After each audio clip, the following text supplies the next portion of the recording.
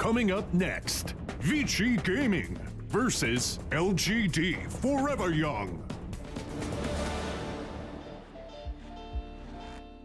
Welcome back, ladies and gentlemen. Things are just getting started here on day 3 of the group stage for the Bucharest Major, and we've got an elimination match coming up for you next. We're going down to the teams that are 0-2, and once you get to those 3 losses, that means you are going home early. It's going to be LFY versus Vici Gaming. Surprising that one of these teams will be going home already.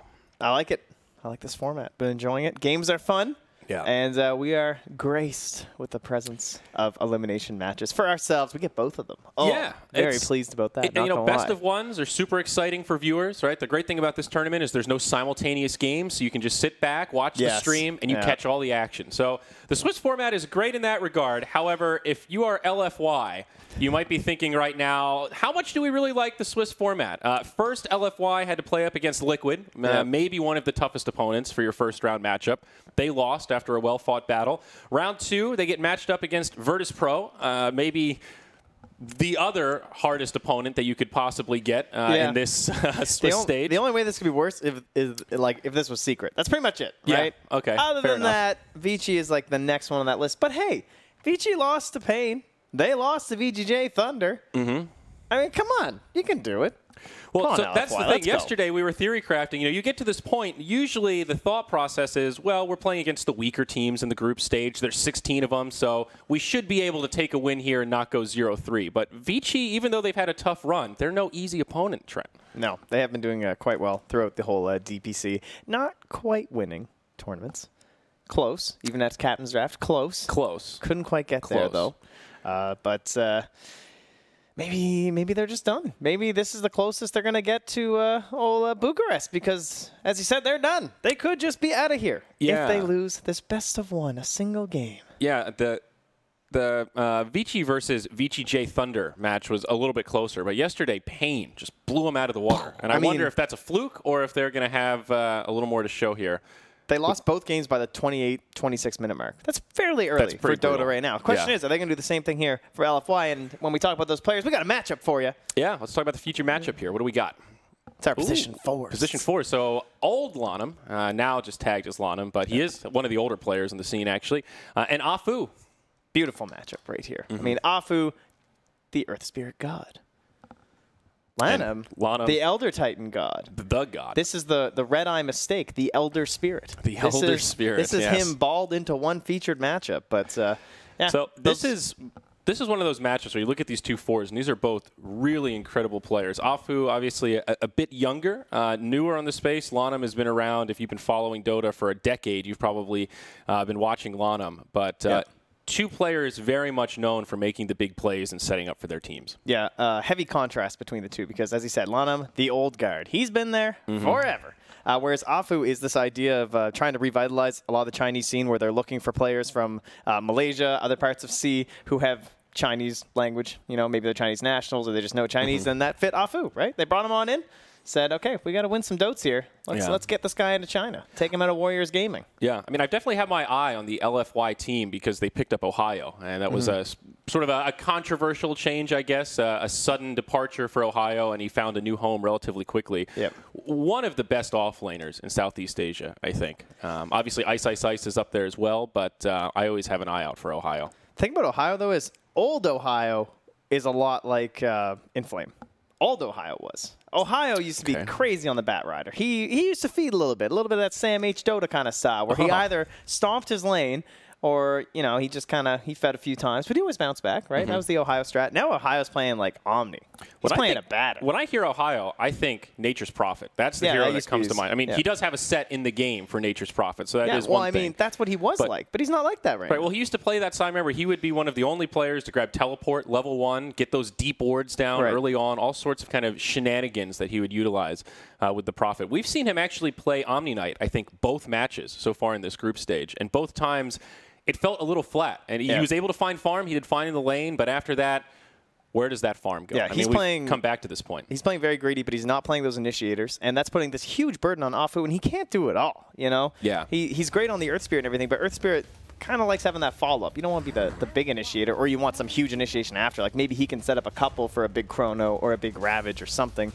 Now, mind you, we cast a recent game of Ohio, Mott and I, with he was playing the Faceless Void, some of those off-lane Chronos. Didn't go so well.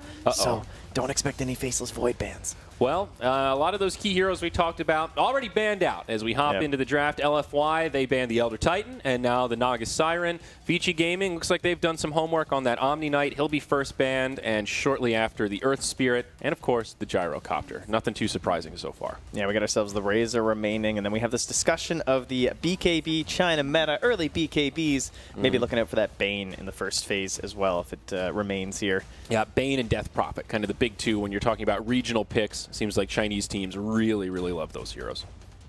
These VG banners with the blue and white remind me of EG, with that giant monster on it.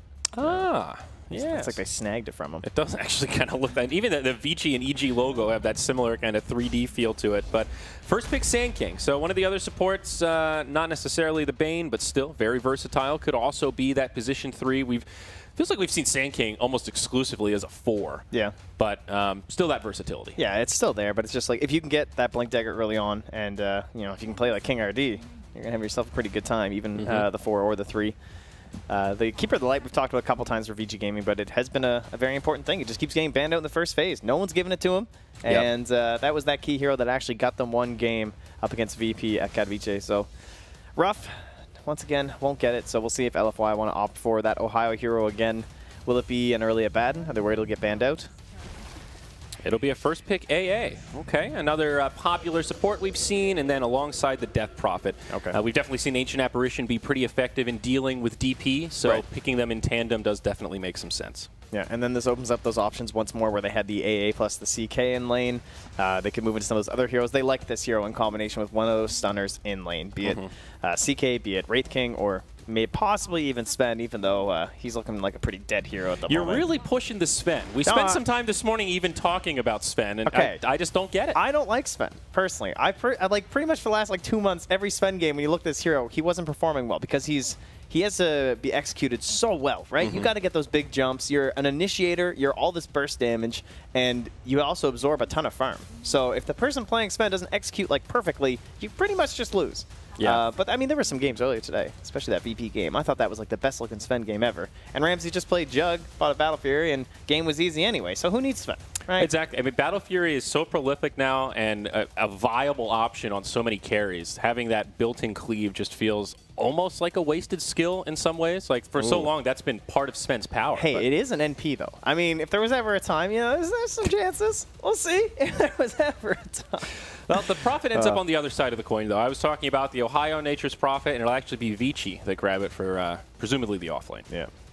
Now, they've been a bit sneaky in terms of some position 4 heroes, right? They've done the Brewmaster position 4 at Captain's Draft quite a few times. That was pretty fun to watch. Oh yeah, you're right. We were really surprised to see that picked up, but it ended up working pretty darn well. Didn't they do it in kind of like an aggro dual lane scenario? Yeah, you just like, you know, you get 6, you don't need items, it's fine. It can be a little tough to initiate with a Blink Dagger, but you just split in the fog, run on in. Landon was very good at it. We've seen Z-Freak do it as well, speaking of shenanigans with Nature's Prophet and Brewmaster. So it's very likely this is the 3 and 4. But there could be some mix-ups there. And we have, I mean, Prophet can go mid occasionally. I don't think against DP it's the best matchup, but didn't we see that yesterday? Yeah. The Prophet versus... I think Chessie played a mid, right? Yeah. It's a little bit of a wash lane. DP does have some options there. Prophet dominates early on. Without rotations, it's really just a farm fest. Well, more bans coming out here. Vici just going to target down the 4. Suppose in terms of Afu heroes left, they don't have that many options left now with both the Tusk and the Earth Spirit gone. Those are kind of his big 2, really. They used to play Night Stalker quite a bit, even when he had fallen off a little bit. I'm not sure if they'd be willing to bring that back, but that's been a completely absent hero, if I'm not mistaken, during this major. I don't think I've seen that guy yet. His time is done. Yeah. Night Stalker's over, guys. How the mighty have fallen. Obviously, there's still some viability for like vision-based drafts. You know, that Aghanim Scepter gem, he still is sort of the king in that regard. But paired with Disruptor, who's very popular right now, speaking of which, also still in the pool for Vici.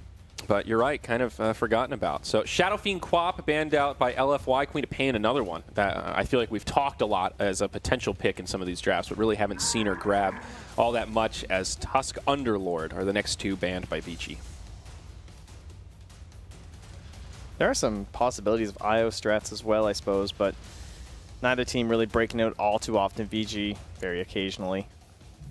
I'm looking forward to some of the Iowa possibilities in our next games coming up. But the old TB, the I'm a good carry throughout the entire game, makes its way to the second phase. Another one of these big cores. A lot of talk surrounding the Terrorblade. Pairs pretty nicely with the Death Prophet. Huge pushing prowess now for LGD Forever Young. If they win some team fights, they'll be able to transition into Roche, various other objectives very easily. And again, similar logic to having the DP with the Ancient Apparition on the same side.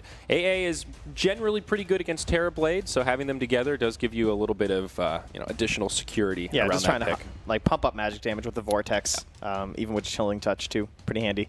As well, Nature's Prophet picked up so early. I mean, even in a meta where Terrorblade isn't good, he's considered a pretty decent hero against Nature's Prophet, because Prophet's going to be pushing these waves, and you want someone who can help deal with that, and he can just mass send illusions and everything. But at this point, TV is just considered every team has to be able to play him. He used to be a little bit more niche than that. Yeah. So very good pick here for LFY. Kind of surprised it made it through.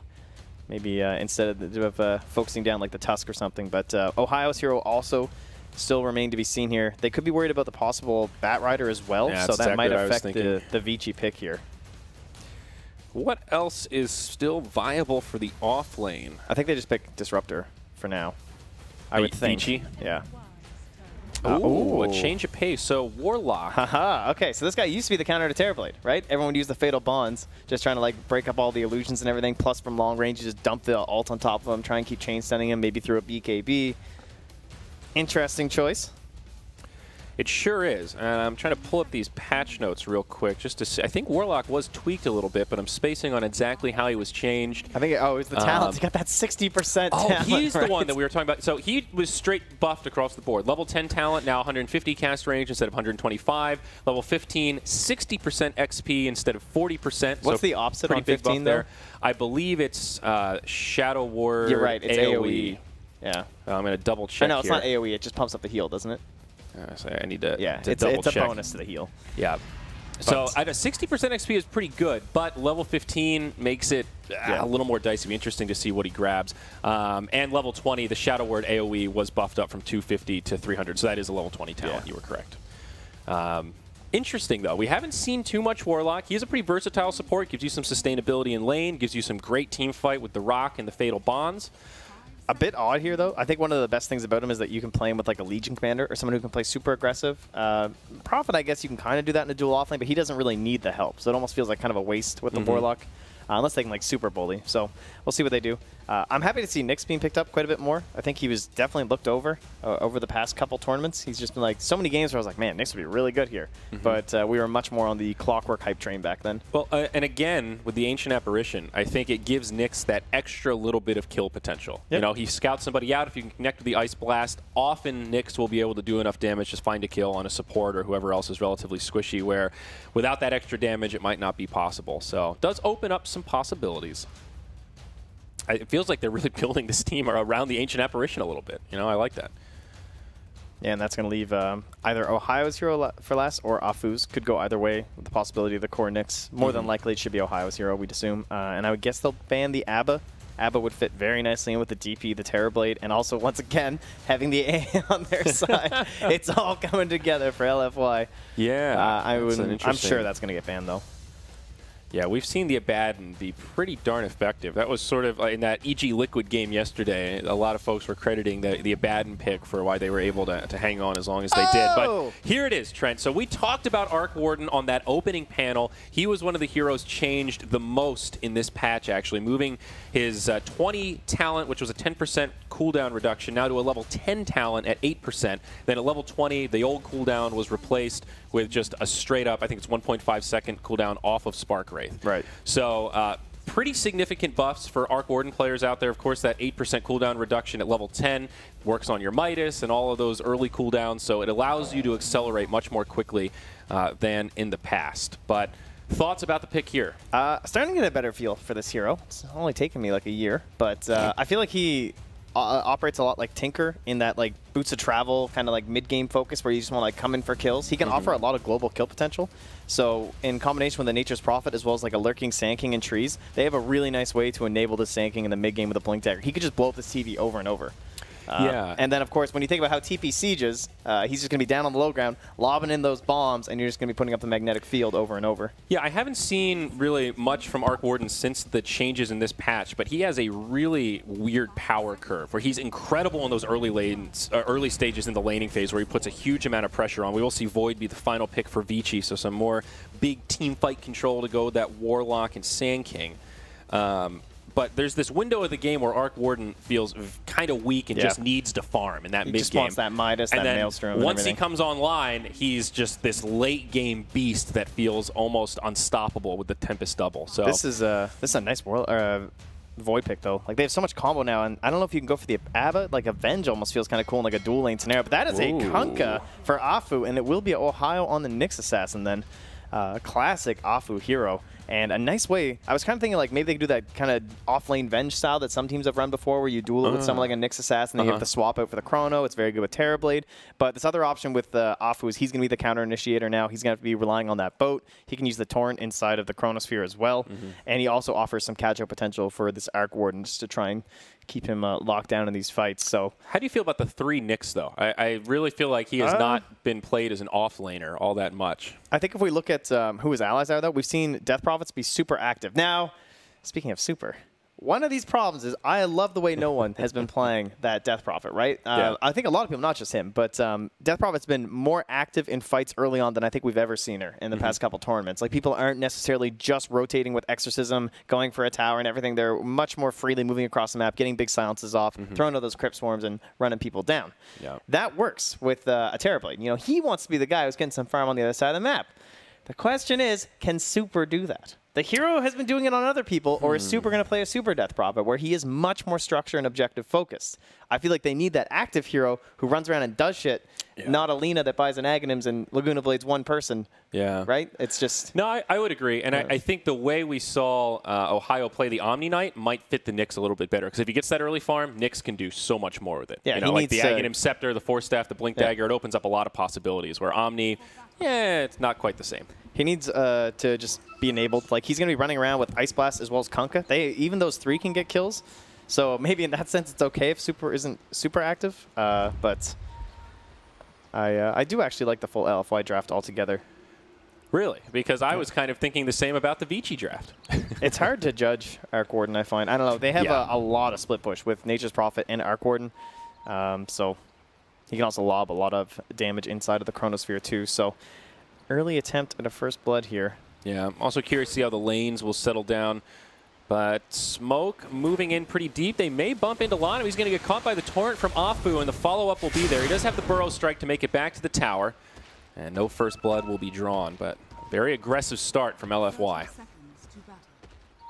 Yeah, they should be able to get both of these runes, but I'm sure they'll just double up top as well. They can just send the Void and aggressive. Fenrir can grab the other one. Yep. And, of course, with that global presence of the Prophet, some of these early fights, there's always that potential to turn. You know, something that LFY will have to keep in mind, that you could have an even, you know, a 2v2 or a 3v3 in the mid, then all of a sudden Old 11 comes in, and you've got a 4v4, or a 4v3, rather. Metamorphosis by Monet was also used for that, by the way, so that'll be on cooldown and not available for the first 2 minutes of the laning stage. Yeah, that was a pretty greedy attempt, like on a Sand King of all heroes. Yeah, not a huge deal, but still a little bit unfortunate. Usually that is some secured farm for Terrorblade early on. Yeah, and you might see 11 bully that as well. But Nature's Prophet generally considered one of the best offlaners for harassing the enemy carry, of course, because Treants do a pretty stupid amount of damage early on, just constantly battering into you. But Terrorblade has very high armor. So starting right now with just 13, he isn't as bothered by the Treants as most carries are going to be. Some pretty serious block action here in the bottom lane between the Treants and the Sand King. Pretty good lane positioning for Vici in the bottom lane. Going to be a 3-on-2, both supports for LFY starting down here. And it will be the Arc Warden versus Death Prophet mid matchup. And for now, a straight 1v1. Yeah, with a 3-on-2, you imagine most of our kills will be happening down that bottom lane, but very hard to set up right now. They need level 2 on Afu before they can really guarantee anything, or it's just going to be pure skill shots of a Torrent, then into a Cold Feet. Kunkka AA, though, is a pretty nasty support duo. A lot of kill potential between these two once they get a couple of levels, as you're talking about. High damage, but risky control. Neither having a reliable stun. That's true. I guess X-Torrent is sort of reliable, but I see your point. Ohio up top taking a lot of damage from Fenrir. Going to be able to survive through it, of course. Pops the salve, but the power of that early Shadow Word, very annoying to these offlaners. Even a Nyx Assassin with all that base regen has trouble dealing with it. Yeah, he's supposed to be like the tanky guy, dude. Double and mangoes. And he's got 2 mangoes, yeah. 7.6, but Warlock, what a hero. Yeah, pretty incredible in this particular situation. Going to start running low on mana, but Fenrir off to a good start. But Ohio, again, all he really needs is levels. We'll be looking for that high damage support duo of AA and Kunkka to kind of shore up anything that he's lacking. Yeah. Before his glorious Meteor Hammer comes out. I want to focus in on this mid lane a little bit. Rare that we have a true 1v1, at least for now. Seems like mid has turned into dual lanes and even tri-lanes at times in this meta. Who do you think wins this matchup, the Arc Warden on DP? I would have said Arc Warden, but it seems like Super is holding his own pretty darn well. I mean, DP just wants to like play up in your face, so that definitely benefits up against an Arc Warden. He's relatively squishy early on. It just kind of makes sense that she'll be able to run him down. Down bottom, they did find that first blood. Monet able to grab it as the Metamorphosis came back up. That support duo, as we talked about, able to help set it up. So a nice early start for Monet, but back to the mid lane. Looks like a rotation is coming onto Super. Lanham around the backside. Does have the Burrow Strike available. Connects, and now Ori with the follow-up damage. I don't think Super will survive this one. And the Arc Warden strikes back. Gets a kill up on the board for himself. Now back down bottom. X onto Old 11. Caught by the Torrent. Yao ready to follow up. Cold Feet will connect with a stun. Oh, he's an Arcane Rune too, so Lanham's actually already no kill potential. Raring to go here. Yeah.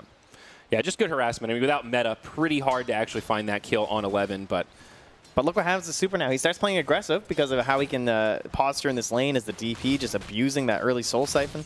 And Lanham's just like, yeah, no, you're not going to do that to my mid laner. I'm going to come in and kill you. And suddenly the lane is dipping in the Arc Warden's favor pretty heavily. Yeah. Meanwhile, Ohio was just trying to grab a wave somewhere. He's just dancing around now with Fenrir. He's actually stuck. He's Quelling Blade his way out of here.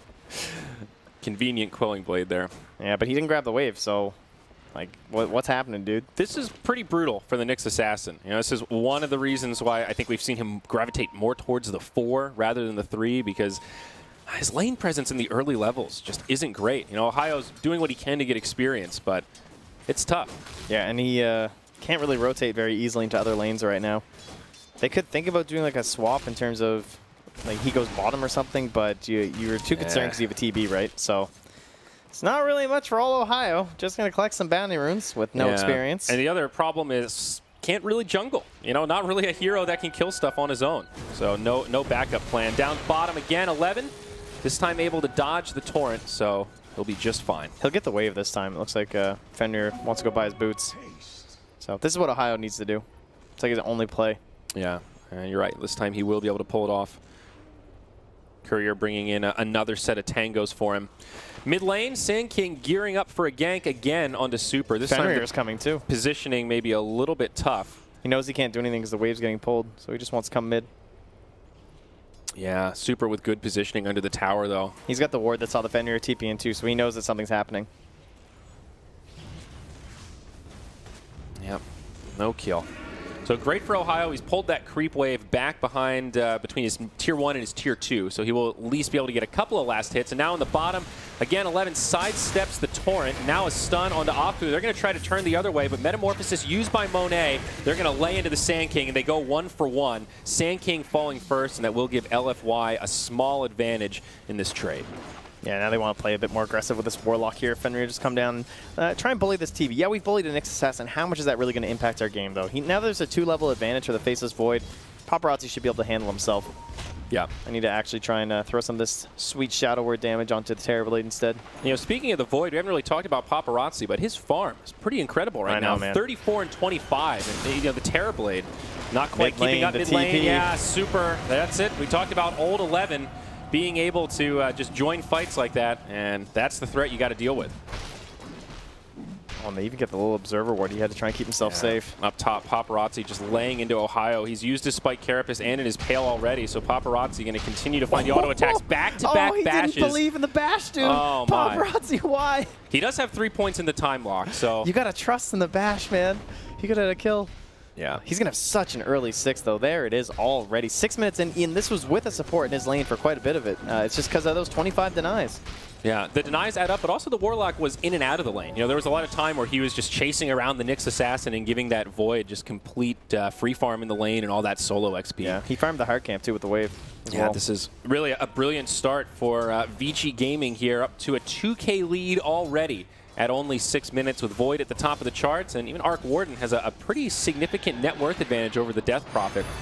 He is bullying this lane for now. Looks like more rotations are on the way. Afu coming around the backside, but Lanham is also here. Death Prophet uses the Exorcism, doing a lot of damage. Ori staying alive for now, but he falls first. They get super as a trade, and Vici have the superior numbers. Afu getting repelled to the tower. They will be able to chase him down, and Yao hiding in the tree line might be able to make it away. Lanham gets vision, but does not go for the Burrow Strike. A 1 for 2 in the mid. Jeez, Vici get the advantage. What a hero, though. I mean, she almost survived. That was essentially a 5-man gank with the double Arc Warden, and she held her own for quite a while there, got some damage in there, at least was able to take down the Arc Warden. So not the worst scenario possible, but they are wrapping in here. They want to get this tower knocked down early for the DP, and this is going to push that Arc Warden closer to his Midas as fast as possible with towers. Yeah. This is where Monet needs to start shoving this as fast as he can, but there's just not enough time. He's very early TB, only level 5. Yeah, you're absolutely right, though. You have to support this Arc Warden early on. That Midas timing is just so key to unlocking his mid-game. They're not even bringing the Chrono. They're just like, yeah, I'm sure this is fine. I mean, Void has unlimited space right now. You know, why rotate him when he can just free farm like this? He's getting pretty close to that Mask of Madness already. We're only 8 minutes in, and of course, this Tower Gold will help. There's the Glyph from the Radiant, so that will delay things, but without Exorcism, very hard to mount a defense. AA only level 4, so there's no Ice Blast, and even Kunkka, he's level 3. You know, you've got a level 2 X marks the spot. That's great, but not a hell of a lot they can do. Man, losing your mid tower at 8 minutes, this is very painful. I think at Genting, the team that lost their mid tower first lost every single game. At least the ones I was casting. It was pretty brutal. Obviously, you lose a lot of control of your own side. It makes these little camps here that everyone loves to farm nice and safely very dangerous. So yeah, hard life. I like the way they use the spark rates there. The Arc Warden, just this wall behind the tower so that they have to take damage if they want to get close enough to actually defend. Yeah, and now let's keep it up. Get that pressure going. 11 just down bottom. Wants to start pushing this in. And once more, as he said, Paparazzi just not rotating. Level 8 up top, wants his Mask of Madness, so he'll still be pushing in top during all of this.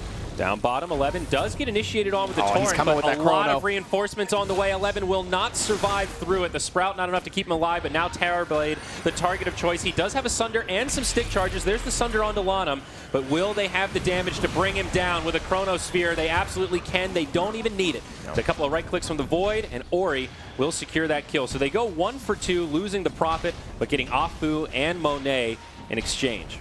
Yeah, and you know what Super loves to do is a DP, but he's so far away from the tower right now.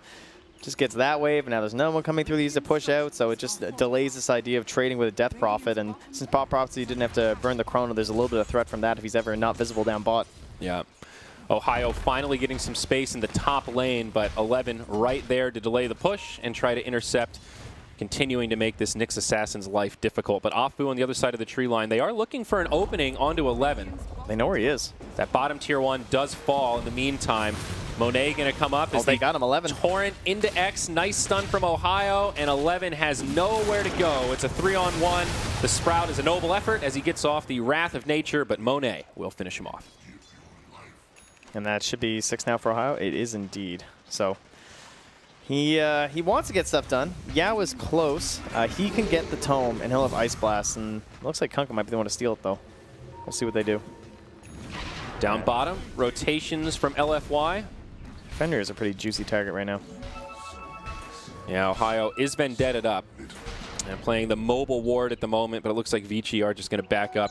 Remember, Void did not use Chronosphere there. He also has the Mask of Madness, so this is one of those situations where they need to be very careful of how aggressive they get into the Void, because he is scary. Super instantly takes silence at 9. Oh, there's a Sentry Ward down. Ohio walks right into it, and that will be a freebie for Paparazzi. Speak of the devil.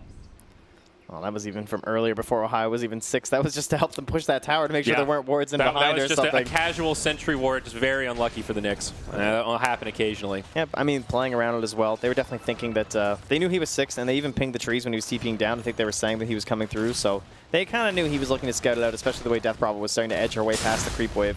Yep. All right, Ancient Apparition, the one lacking the ultimate right now. He's getting close to level 6, but I think that will help things for LFY quite a bit at least try to take a couple of these team fights. Just be careful for Lanham up here. Afu wants to set up. Give him the business. Oh, the boat is here. Kunkka's level 6, but Lanham, burrow strike out, will dodge it. He gets pulled back. Are they actually going to have the damage for this? Monet trying to chase him down. Stick charges come. It's not going to be enough. It's a failed gank attempt. Is now 11. TP's up. They're going to try to turn it the other way, but Super also making the rotation. Vici need to be very careful here. X-Torrent pulls 11 back, and he is going to be the sacrificial lamb. Exorcism also gets deployed. Looks like LFY just want to turn this into a Tier 1 tower push. Yeah, nice play by Lanham. Gets the stun out so that there wasn't a pullback possibility, and now he's being watched as he shrines up here, but Ohio needs the long bomb. Here it comes. It's going to take a while, but luckily he's sandstorming a neutral camp, so he's going to be here for a bit. Okay, invisible on invisible, but AA is now level 6, connects. There's the stun from Nyx, and this should be an easy kill onto Lanham. The Torrent will be there. He burrow strikes away. Is he going to shatter? No! They needed one more auto attack. Yep. Oh, my. And that all comes from the wasted boat, too. What a heartbreaker. And then he just gets salved. All right, sick. Okay. Literally one auto attack, and I think they would have had a shatter there. Yeah. Big time bummer. Paparazzi now going for the Shadow Blade on the Void. His farm continuing to impress, but going for that mobility tool to find the initiations. Both towers bottom are now gone. Yeah. Mid tower, Tier 1 is gone. I mean, if they start shoving in the top, where the hell are LFY going to go? Like, at least you have a Terrorblade who's someone who can, yeah, he can shove waves from more dangerous positions, but still, this really does open up the Radiant jungle, and also good wards from the Dire. Oh, that's not the Radiant jungle anymore. That thing's, it's over. This is now the Dire jungle. Yeah, they have annexed it. Yeah, pretty much. I mean, one way for LFY to regain some momentum, though, I think, is with these Nyx Assassin ganks in tandem with the Ice Blast. Sort of like we saw there on Lanham, but actually finding the kills. I mean, those little pickups do add up. Looks like they may try the setup onto Old 11 here. Ice Blast already flying through. Ohio connects with the Vendetta. Oh, just clips him. Does he have the Impale? 11 moving around quickly. On the other side, though, the Sand King comes in, and there's the rock from the Warlock. Sunder comes out as Monet, taking a lot of damage. He will be pushed back. No Metamorphosis for 30 seconds. Gotta watch this Chrono, though. Paparazzi wants it. There it is. Chrono dropped on top of the Terrorblade. The follow-up damage will be there. Kunkka boat comes in, but it's a little too late to save him. It does, however, get a counter kill on the Void. So 1-for-1 on the cores, but now Ori comes in the backside, laying a lot of damage into the backline with the Warlock Golem just charging forward. LFY probably won't take any more casualties, but their entire team being repelled right now. Also, no Exorcism for another 10, so a tough time to take a fight. Yeah, because they're so far behind, though, that is going to become a victory there for LFY. Like, you trade favorably with a Chrono going down too. Ohio trying to save his tower as well. The Ice Blast. It connects on 3, and Ohio sets it up on 11. Fenrir probably going to go down as well. Afu getting very low. The Golem will give him that last punch, but a big sign of life for LFY. Super not going to be able to stop that TP from Ori, and the Arc Warden will make it out. Man, all of this tower gold, though, you're seeing it. Position 4, Lanham, involved in 8 of the kills so far as assists, and now even with just 16 last hits, he's got that Blink Dagger thanks to all these towers being down. Yeah, huge item on the Sand King. Opens up so much more. Especially with, again, this Arc Warden and Nature's Prophet. Just like the global potential here is going to be quite absurd. I guess he's not going to have his bots for a bit, though. He wants that full Mjolnir. Well, a manageable lead for Vici right now. 4,000 net worth. Certainly not insurmountable, but it is palpable. I think once the Void gets that Shadow Blade, things might get a little easier for Vici. LFY, in the meantime, they are smoked up as 4. Super does have an Exorcism available, with Ohio leading the charge. Vendetta up. Looks like the rotation will come mid. They may find Lanham in the tree line. He does break the smoke. Hard to find exactly where he is, though. Now he wanders on in. Oh, they don't grab him in time, though. Oh, Ohio's going to see him now, but there are a lot of teammates nearby. I'm not sure if you want to initiate on this. Ice Blast will connect only on 1, but big time follow-up as the boat secures the kill. He's the leading initiator, though. So that's definitely the person you want to grab in that situation. Yeah. It just stops them from defending this tower full stop with no Chrono. Yeah, Metamorphosis used to make it an easy tower kill, and in the top lane, 11 is pushing in that Tier 1, so they will go tower for tower at the very least. This map's so open for 11, though. Big item pickup now on 11. That's the Orchid. So treads right into Orchid. You see a lot of Prophets stop off for the drums before Orchid comes, but a lot of lockdown now. Yeah. Big initiation. He's just accelerated, too, again, because of all this tower, so he can kind of skip out on some of the smaller items. It's true. When you look at the net worth breakdown, you know, the Terrorblade is farming very nicely. He's actually #1 now that he finished off that tower mid. But I think Vici have a slightly better farm distribution. Their 3 cores all very close to each other, right behind the TB. Yeah, and you're going to get this 3.5 thing that happens with the Kunkka and the Kunkka and the Nyx Assassin, right? He always suffers from this if he doesn't get a bunch of kills. Initiation onto Afu, and a Chrono on 2 from Paparazzi. They're going to focus down the Death Prophet. He may be the first to fall, but the Kunkka helps break it up a little bit. Rock comes down. And LFY just out of options. It's a triple kill for 11. And Ohio going to get brought down as well. He ends up with the Ultra. Wow. It looked like Kunkka had broken up that fight so perfectly. The Void had to move out of the way and couldn't finish off the DP, but the follow-up came down, and Fenrir pretty much the perfect Warlock Golem in that situation. If he had his Yules on the DP, there was a chance, but it just wasn't quite done. It's now finished, but wasn't there for that fight. She survived the Chrono, but there was no Yules there to save her from the silence, so she's easily cleaned up. So looks like we've got a replay here. This Paparazzi initiation. Look, they just see him. They're like, oh, there he is, guys. Oh, shit. Sorry. Yeah, and look at Afu. He's got the right idea. The Kunkka can be so effective in countering the Void in those kind of situations, but the timing, hard to line up, and it's just an overwhelming amount of damage. It felt like LFY just crumbled as soon as the Chrono came. Yeah, excellent use of the cooldowns. I mean, that's always been kind of a staple of a lot of the good Chinese teams, is that they're so good playing this Death Prophet, using those cooldowns of Exorcism, using the same thing with Faceless Void, though with the Chronos playing aggressive like this. And in a little bit of trouble. He might get out of this one. He's got a Burrow Strike. He does have the Blink Dagger in 1, but he's actually going to go for the TP instead. Gets interrupted, and he will get brought down. Nice use of the, I guess it must have been the Carapace that stopped him there. Yeah, nice little pick off. We've talked about the timing for that Eul's Scepter, though, on DP. It's so crucial. You know, if the Eul's Scepter was there in that fight, maybe could have been a little bit different, but without it, very little hope for the TP to survive. She's also got issues in this game. Like, she was picked up so early that they have 2 ranged cores in the Arc Warden and the Nature's Prophet, and then a Void. So, like, you can't really Soul Siphon Void because he's just going to be chronoing you and punching you and stuff, so you don't have that time. And then he'll just like time walk away or something like that. So it's hard to actually make good use of this hero unless you're just like following up with your team. And clearly they are the ones being initiated upon, as they're not able to find any of these good engagements when the ultimates are down. The only thing they were able to get was that tier 1 in the mid lane last time the Chrono was used. And well, it's back up already. Yep. And now only 1 outer tower remains for LFY, only 18 minutes into this game. We will see them smoke up and look for maybe a Roshan, maybe a gank attempt first. There is an Exorcism as well as a Metamorphosis available, so it is a relatively good time to try and take a fight. Also, Manta Style just completed on Terrorblade. Double Shadow Blade now here as well. 11 and Paparazzi ready to run around everywhere. But how about this Terrorblade? As you're saying, like, he's really farmed, honestly. Like, many? There's not many cores that could be this farmed in a game like this where you're terrified. I mean, you could just be dying to this Nature's Prophet, so they have to start playing around the Terrorblade more for sure.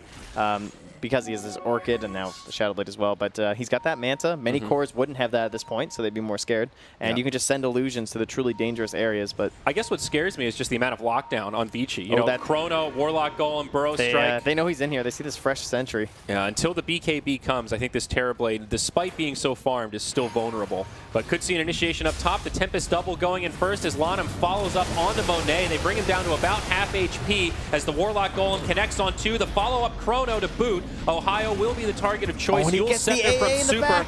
bought him a little bit of time. 11 now going to have to go blow for blow with Monet, but the rest of the fight looking great for Vici. Terrorblade left all alone. He's already used his Sunder, and it doesn't matter how farmed you are, not going to be able to handle the Epicenter from Lanham. Another great fight for Vici. 4-0, Trent. Oh, precision tactics there from Vici. I love the way that the Chrono comes down, the ulti as well from Fenrir, and then 11 in the backline just orcs and kills the AA. No chance for a big Ice Blast. Like, he could have hit like 3 heroes there, and maybe that's enough that Monet can come through and clean it up, but the whole supporting cast of TB, dead. Yeah, we know. You're top of the net worth chart, but with no one else around you, we're just going to like completely pull you apart. Yep. So it turns into an easy Roche for Vici. Ice Blast does come in, but doesn't really slow things down all that much. Now an Aegis of the Immortal will be secured by the Faceless Void, who also very close to a BKB, just working on that Mithril Hammer, and Magic Immunity will be his. Also the Mjolnir now up on Ori, so pretty standard build coming out of the Arc Warden. BOT is going to be coming next, but he is starting to accelerate, Trent. Yeah, this is just the beginning. This is a Warlock clinic of a game, honestly. Like, of all the Nature's Prophet games I've seen, it it's felt like he's been suffering a lot because all he can do is come into a fight and right-click a bunch. That's pretty much it, right? And he hits really hard. There's no doubt about that, obviously. He's like this really weird off-lane ranged core. But Fenrir, like, every fight, he's just dropping the rock. Like, they're never taking a fight without it. So you have essentially 2 massive AoE spells coming out from your 5 and your 4, which isn't a common thing, but that makes up for the fact that your offlaner isn't providing that like he usually does as the initiator. So it's like a free game for 11. He just orcs the target of his choice, and he blows somebody up. Absolutely. All while dealing with the map pressure of a Terrorblade. Like, they have not been forced into any bad trades due to, like, Terrorblade pushes at all this game from VG because of the Nature's Prophet. Yeah, Vici has made it look easy. Like, they are fighting around their cooldowns so well. Yeah. And we've seen a lot of other teams draft kind of similar strategies and not be able to execute it nearly as effectively as we're seeing Vici here. BKB also on the way for Nature's Prophet, so it seems like 11 and Paparazzi kind of mirroring each other's builds a little bit, going Shadowblade into BKB, but fits this game so perfectly. He's on the hunt here. He's like, where is this Nature's Prophet at? I see his treants.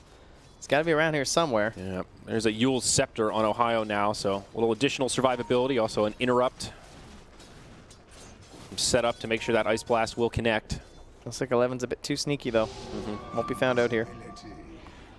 Terrorblade working on that Hurricane Pike. Not an item we see super commonly on Terrorblade, but having a mobility tool, always nice in games such as this where there's so much control and lockdown. What's truly terrifying is it hasn't really felt like Ori's had to do anything this game.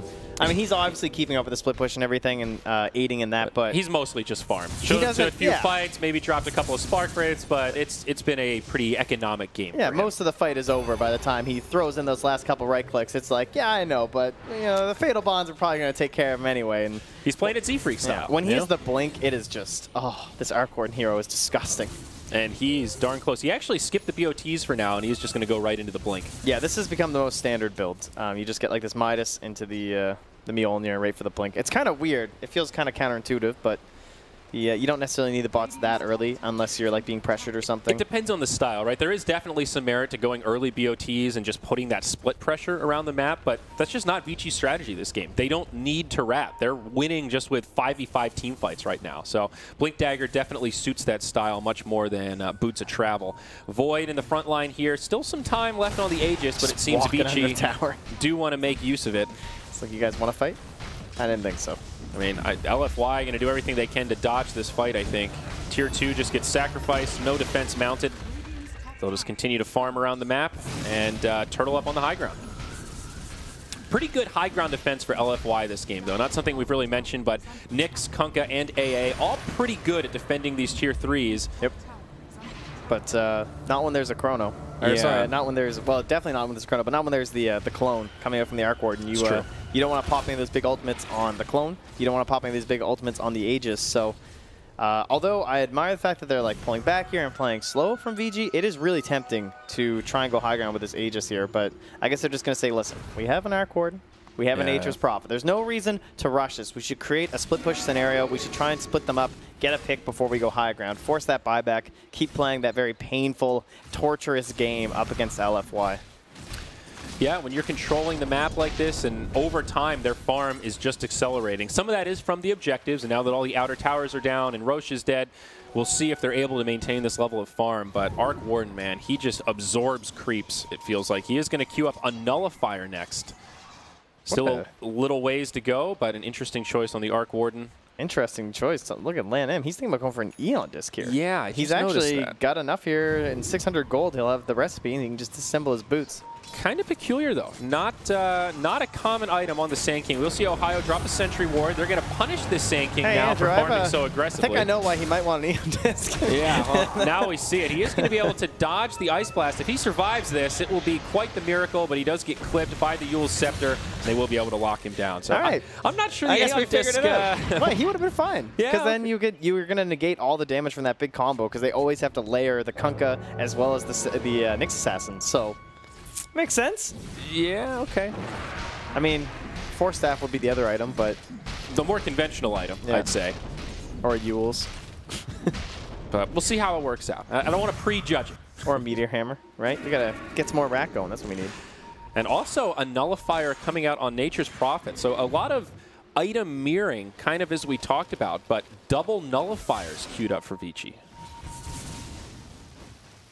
So, I mean, I guess in theory, right? Great who against is Death the Prophet. second one? Because Nature's Prophet and Arc Warden. Oh, does he? He had it queued up. Yeah. Maybe they made the call. Nature's Prophet will buy it instead of him. Yeah, okay, that's what I thought. So hard to say. I mean, any active items obviously ownage on Arc Warden. That's part of the reason why Mjolnir is so good. Exactly. Because you get to use it twice. Exactly. So Nullifier is going to follow the same logic, and plus DP, you're going to take away. They can see she's building a BKB. Yeah, Arc Warden's re-queued it up again. Yeah, So. I mean that's great. Now they can just put one on the TB, And one on the DP, and you still have one extra with the clone.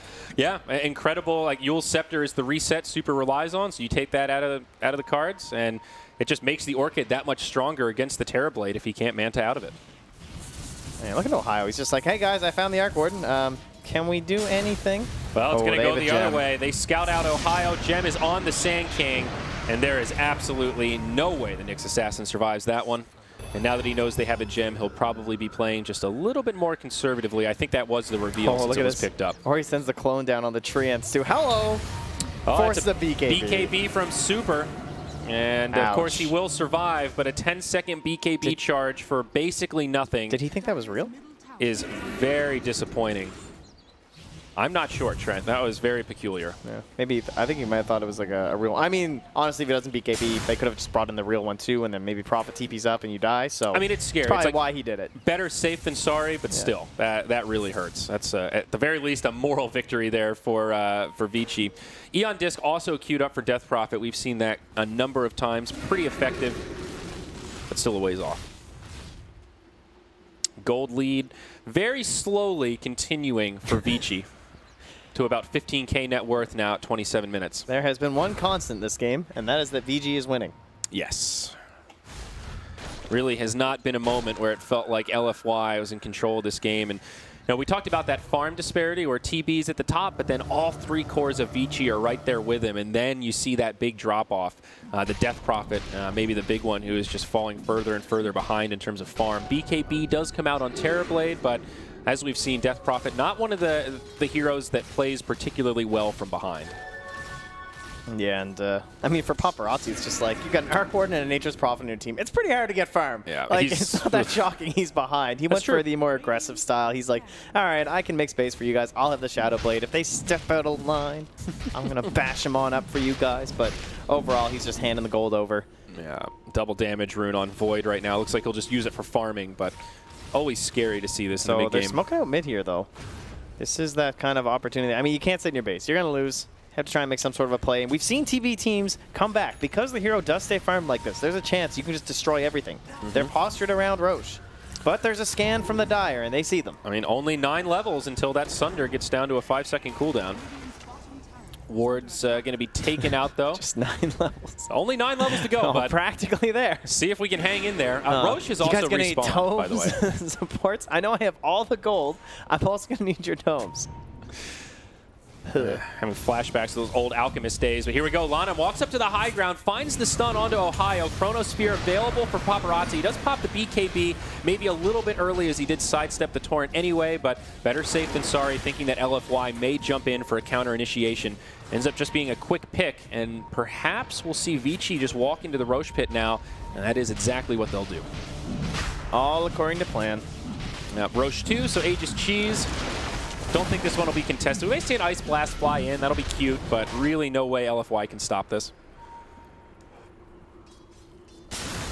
There is a smoke, though. They're going to catch Lana. That Eon Disc going to keep him alive a bit longer. He does have the gem, so this is actually kind of unfortunate for him to go down here, but perhaps a worthy distraction for them to finish off Roche. Lana, the sacrificial lamb. Also a buyback from the Nyx Assassin. Yeah, he's coming in here, too. They won't take an... Oh, there's a sentry, but yeah, he's just gone. Yep, and 11 TP's home. Okay, so bigger gold lead for Vici now. Again, losing that gem definitely does hurt. Yao will be the one to pick it up, so maybe a little more vision control will come back for LFY. However, on the flip side of things, this Void continues to accelerate his massive farm. That's a Monkey King bar now in the inventory. So he's hitting hard, he's hitting fast, and evasion will no longer be a jail-free card for this Terrorblade if Butterfly was a reality. He is just going to go for the Scotty instead, so maxing up on stats, no big surprise. However, Vici, I think they might try a high ground push relatively soon here, Trent. Yep, it's that time of the game.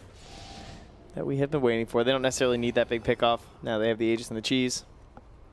Knowing they have the gem, though, Paparazzi needs to be a little careful about how he uses this Shadow Blade.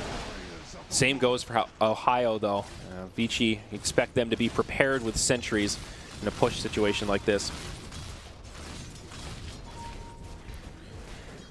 Very patient. I mean, this is elimination. This is a good reason VG are not taking any chances, right? 20k lead, 20 kills. Absolutely. Matching up quite nicely here. Yeah, worth reiterating, both these teams 0-2 in this Swiss group stage. 3 losses is that magic number for elimination. So somebody is going home early at the end of this game, and right now it looks like it's going to be LFY.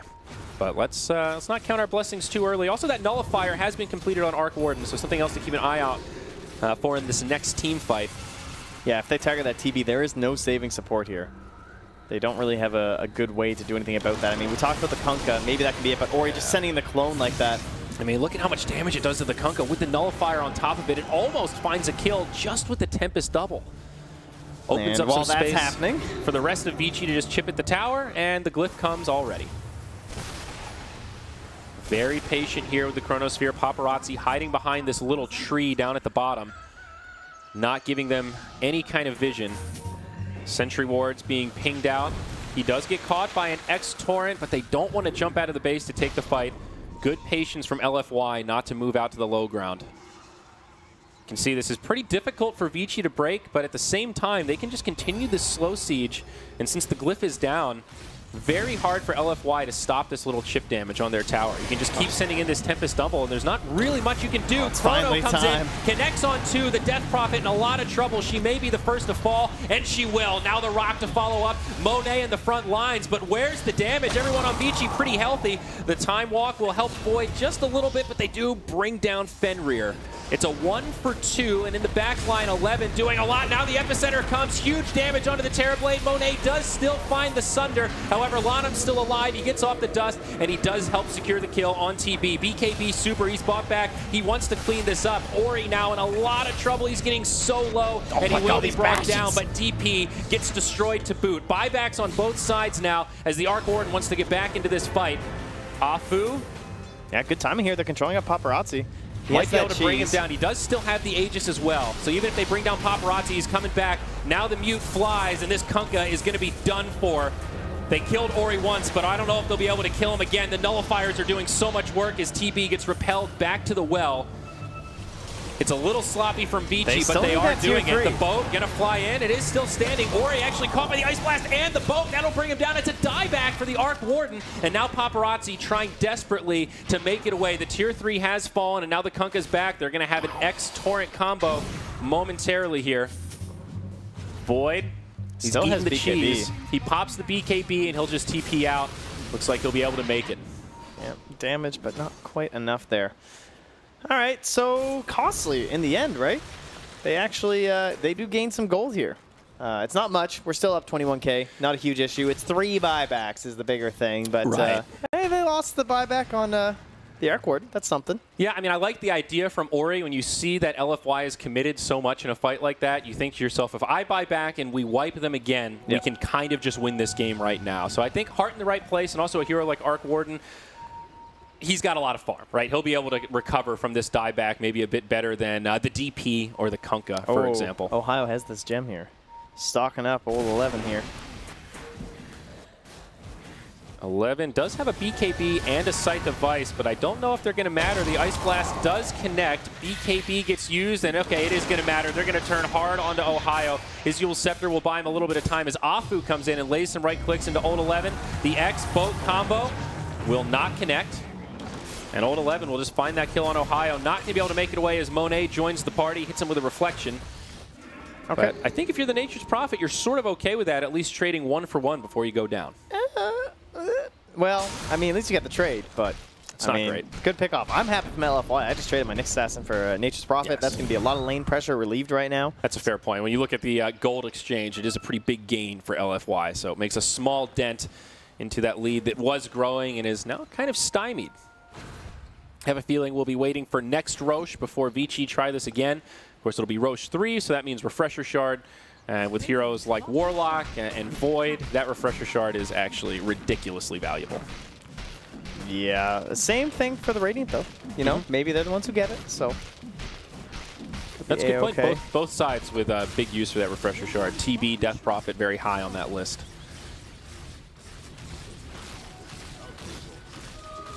Back to the old Rat Dota.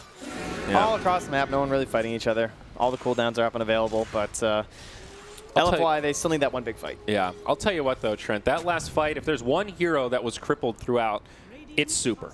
You look at his farm right now, he is low. The Sand King is nipping at his heels in terms of overall net worth. Yeah, he did a great job throughout the mid game, honestly, because TB was the one who's pushing out the dangerous areas, and even in like the safest parts, it was hard for Super to find much. He's basically being surrounded by most of his allies, so his XP staying pretty low. It's a tough situation, but he actually did fairly well. But yeah, at this point, it's obviously going to start falling. He's being focused every single fight. They're looking to get him inside that chrono, just blow him up. Doesn't really have a lot of plays for himself here. Yeah. Vici just with a lot of ways to deal with these BKBs, the Hex on Nature's Prophet, the Nullifier that we'd already talked about. God, they just punished that roam top so heavy with all those treants, eh? Like chrono on top of it. Those racks. A lot of punishment, and now with them smoked up, they're looking for someone playing a bit too greedy here. I think they actually just... No, they don't have any wards there, so they're not aware as to what Super's up to. Still a little time on Roche, 40 seconds. LFY, so cautious right now. You look at their vision. They have one ward down, and it's right outside of their base and soon to expire. So you can understand why they're playing with such a conservative position, basically just locked on their side of the map behind the tier 2s in this little area. Nowhere to farm, but they know if they go out of the base without buybacks and they start getting picked off, that is a first-class ticket for Vici to just close out this game. They need to save a ward for whichever lane they push to for VG. They want to catch all the angles where these big initiations can come from the Sand King and the Faceless Void. That's why that one was like placed kind of off to that side where you expect that vision. Like someone's going to try and seek out and place a ward on the high ground, then you're going to look for that big chrono, those kind of plays. And even if you're super cautious and you create those vision options for yourself, you're like, okay, we know where they're coming from. It's still this Arc Warden, right? He makes his clone and it just blinks on you. It costs him nothing but 36 seconds. That's pretty much it. Yep, part of what makes this hero kind of ridiculous. He does also have a BKB now, that fresh 10-second charge ready to go. Ohio charging out of the base. Maybe needs to be just a little careful, but they did X him, so they'll pull him real back. options there. Okay. Well, Roche actually up in a minute now. Ohio has drawn the line, dude. Oh, Super's drawn another line, though. Who are we going to listen to? We're going with smoke. Super. LFY, they're going to move out. Scotty also up on the Terrorblade. Big chase potential, but can they find the opening? An awkward angle to initiate. The Nature's Prophet is the only one not with them right now, but of course he can teleport in. Roche now coming in about 35 seconds, so this is a great time to win a fight. Then we're going to move into the pit. He breaks the smoke on Super. Oh, and they just go back to farming. I don't think they saw Super, though, so... No, they don't know. No confirmed vision. Vici very split up right now. This does present an opportunity for LFY. Very hard to capitalize on, especially now that the smoke is broken. Yeah, they know where they're all postured. Oh, beautiful stun to set things up as Paparazzi jumps in. Chrono on 3. The Ice Blast will fly through, but the damage has been done. The Rock follow-up. Monet almost gets off the Sunder, but he'll be the first casualty of this fight. Super with the BKB on, pops the Exorcism, but he's on the run. They'll finish off Yao. Afu trying to TP, does make it out, but with 2 dead, without buyback, Vici will feel very safe taking this Roche and securing another cheese and now the Refresher Shard for themselves. They make these heroes look broken. Yeah. Every single fight, it's a 2 or 3 man chrono, and then instantly it's followed up by the Rock. This is the no diggity double bubble strats coming out here from Vici Gaming. They study those Cinder and replays, and it's going to good use, man. They are not getting out of this tournament. They're sticking into it. 25K net worth lead now. Super just about to lose his Exorcism. They are scouted out. This could almost be the final fight. 11 gets initiated on. He's very low, but so is Ohio. The Yule Scepter buys him a little bit of time. The Prophet just buys back straight away, and now DP is locked down inside of the bubble. The Nullifier doing so much work, and the boat from Kunkka really not going to do a hell of a lot. Yule Scepter buys him a second, but Ori secures a double kill. And now that the Prophet's bought back, they're going for the high ground. Paparazzi already destroying barracks. And on the other side, Lanham getting chased down, but it's kind of just a distraction out of the base. Kunkka gets turned into a little piggy. He'll get right-clicked by 11, and it is a full 5-man wipe in the end. AA has respawned, but the bottom lane of barracks have fallen. And Trent, it feels we could be just moments away from a good game. Oh, Vici Gaming, they know there's no buybacks to LFY. They have to go for every single hope possible. You can't blame them at this point. They've had a terrible draw. They faced some damn hard opponents. But Pain beat VG. So VP, Liquid, and Vici Gaming, the 3 Goliaths that LFY had to face in this Swiss group stage. Very unfortunate for them, but this looks like it will be the end of their run as mega creeps have now been secured. And they're going to back off, though. And LFY are sticking in it. They know they have the Terrorblade. They're going to believe here, at least for a moment. We'll see if they're just sobering up right now or if they're actually going to try and stick through it. The problem, though, Trent, is all those Roche fixins are still in the inventories of Vici Gaming. So there's going to be a literal double bubble with this 2 Chronosphere. Yeah, Fenrir's buying a 42-minute Spirit Vessel. That's just rude. No charges even. You would think at a certain point it just comes with them. Well, I guess if Void uses the first Chrono and then uses the Aegis, the Refresher Shard's pretty good, but he only has 650 mana, and the Chronosphere is 300 mana. So no Shadow Blading. Yeah, you're not Shadow Blading, you're not Time Dilating, you're not really doing anything but the double bubble. Maybe not the ideal Refresher Shard carrier in this scenario, especially without a stick or anything like that. I'm sure it's fine. Nah, he'll just walk in, dude. He'll just BKB. He'll Chrono, and he'll just do it again. I mean, when you're right, you're right. Mana? Except for Lana, I'm getting rid of those mana boots. He's swapped in the Daedalus now for the power treads. All right, so he's not going to walk, and he's going to waddle in and do the Chrono. My mistake. Raid boss style, smoke up, and the initiation from Sand King. They're going to jump right on this Terrorblade to get things started. The first bubble comes, and TB is down. Has the buyback, uses it immediately as now they go in onto the Death Prophet. Does have the Eon Disc and Exorcism as the rock falls. They'll try to turn onto the Nature's Prophet. BKB comes, the boat flies through, but the X is going to be off the mark. BKB's giving LFY some options. They're using all of their buybacks. They bring down the Tempest double, but Vici Gaming still have so many resources. The Epicenter doing some work as Monet may die for the second time. Sunder does buy him a little window. They actually bring down the Arc Ward. No buyback available on Furion either. Oh, but Paparazzi, there it is. The second Chrono, the closeout, and the GG is called. Dude, good thing he had the Aegis. He came back with full mana. The double bubble was there, and it secures the win with a pretty chaotic final fight. LFY making Vici Gaming work for it even through the bitter end.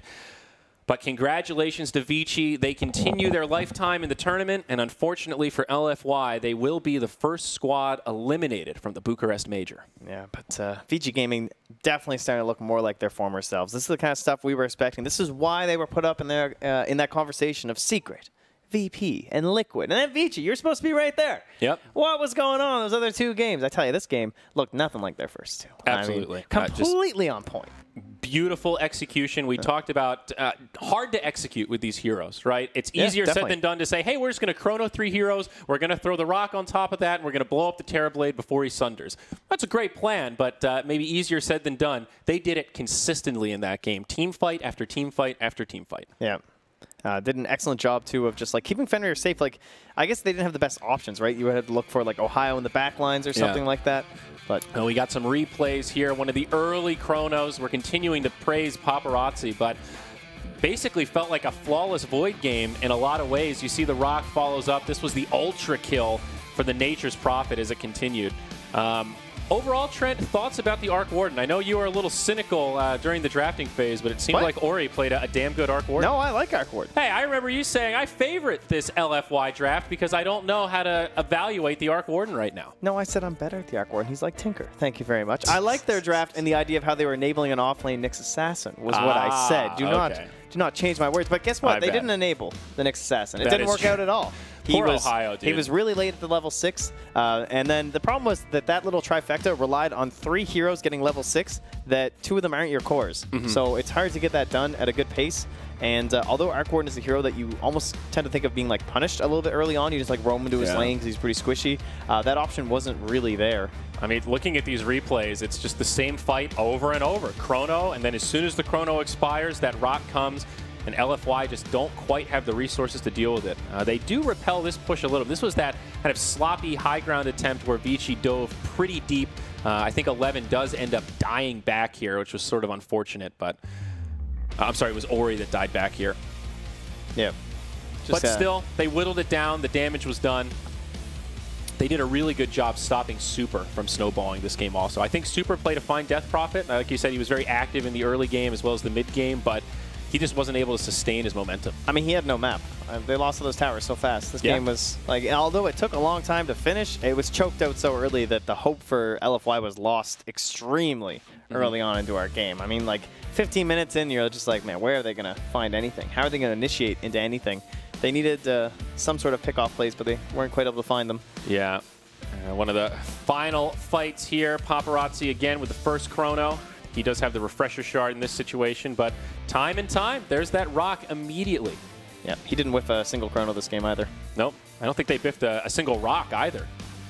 You can still see the power of the Terrorblade, though. Like you mentioned, there aren't many carries that could have kept LFY in this game as long as Monet did. I mean, his farm was pretty impressive and very difficult to maintain that farm when you don't have the map, as you said. I think rewatching this game from Fenrir's perspective would be very interesting as well. Just seeing, like, he had no threat in this game, which is weird to think of, right? You consider these heroes like Silencer and Warlock with these big ultimates who like to kind of like lurk and wait for that perfect moment to go. They're always worried about something. They're worried about, more specifically, like the Sand King, the Clockwork. Those are the kind of heroes that are like always hunting for them. You understand that that's the guy that you need to stop so that this fight is won for you.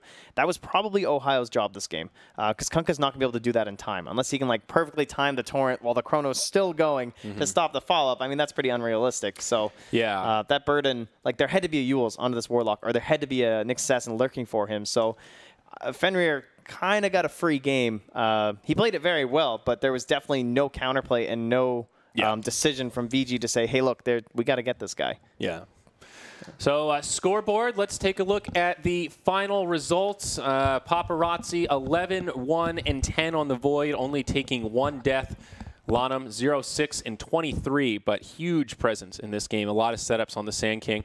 I kind of feel bad for Ohio. He had such a tough lane situation. It just felt like he was playing from behind this entire game. He was still able to get a fair bit done. You look at the damage done, 13K, very respectable, but just makes me wonder what he could have done if that lane just gave him anything.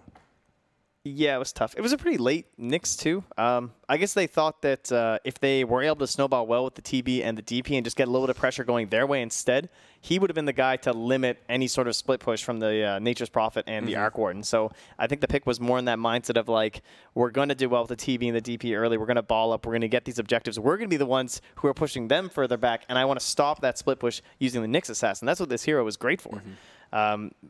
Maybe a hero like a Puck might have been something a little bit better for them, something that could have done that as well as also kind of helped you fight into some of these fights when you're a little bit behind, right? Pretty safe initiator in that sense, but you know, you still have laning issues. You still have a Puck being chronoed and everything like that, so I can't really blame him too much, although he could have maybe hunted down that Warlock. I don't know. So MVP, are we pretty safe to give it to Paparazzi here, or do you think the Arc Warden might be a little bit more deserving?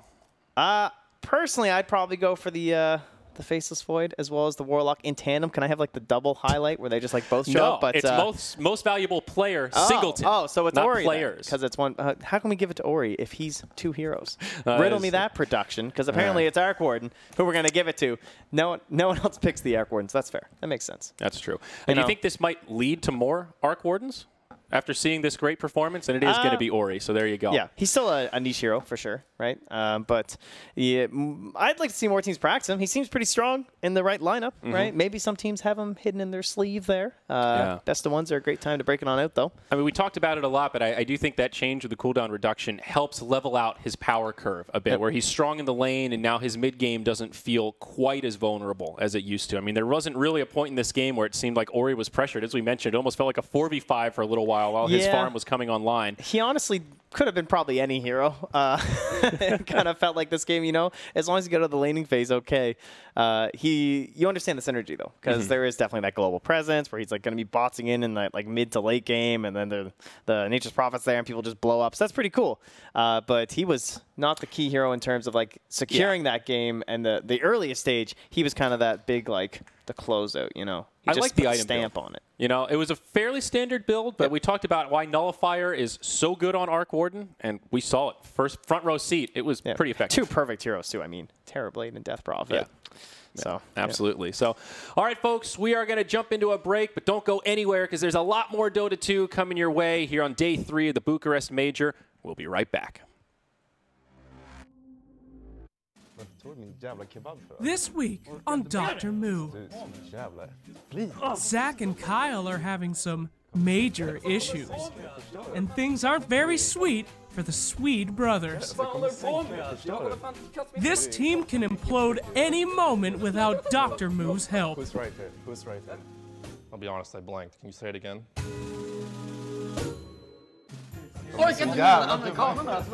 A new episode of Dr. Moo, this week on Bucharest TV.